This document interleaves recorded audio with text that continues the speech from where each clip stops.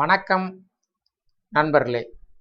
இந்த வீடியோவில் சற்று முன் அரசு ஓய்வூதியர்களுக்கு மாத பென்ஷன் கொடுக்கக்கூடிய தேதி மாற்றம் குறித்து அரசு சார்பில் அதிரடியான உத்தரவு பிறப்பிக்கப்பட்டிருக்கிறது. இந்த உத்தரவானது எந்த வகையை சார்ந்த அரசு ஓய்வூதியர்களுக்கு பொருந்தும், என்ன வகையான மாற்றங்கள் சார்ந்து அறிவிப்புகள் வெளியாகி இருக்கிறது என்பது குறித்த விவரங்களை பார்க்கலாம்.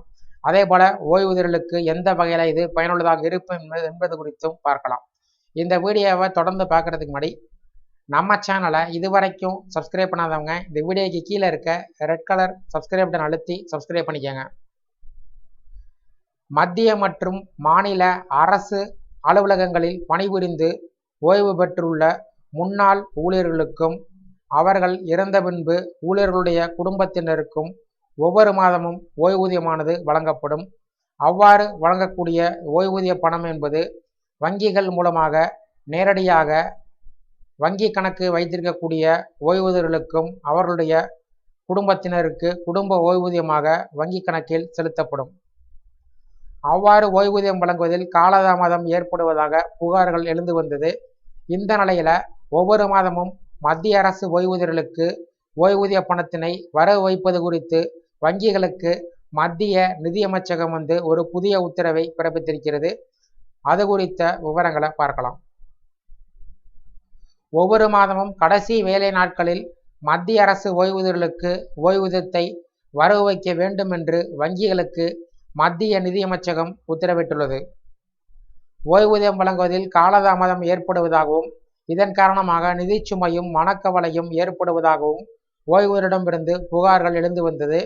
இது தொடர்பாக ஓய்வூதியம் வழங்க அங்கீகரிக்கப்பட்ட வங்கிகளுக்கு நிதி அமைச்சகத்தின் சார்பில் அலுவலக குறிப்பு கடந்த மாதம் அனுப்பப்பட்டிருக்கிறது.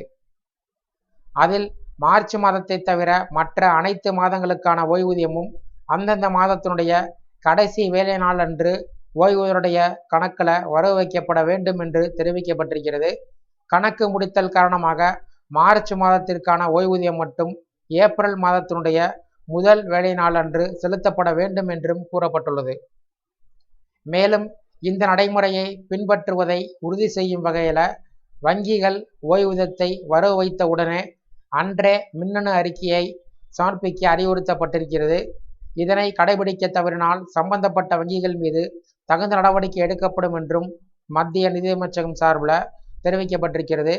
இதன் காரணமாக மத்திய அரசு ஊழியர்களுக்கு அந்தந்த மாதத்தினுடைய ஓய்வூதியமானது அந்த மாதத்தினுடைய கடைசி வேலை நாளன்று அவர்களுடைய வங்கி கணக்கில் செலுத்தப்படுவது உறுதி செய்யப்பட்டிருக்கிறது.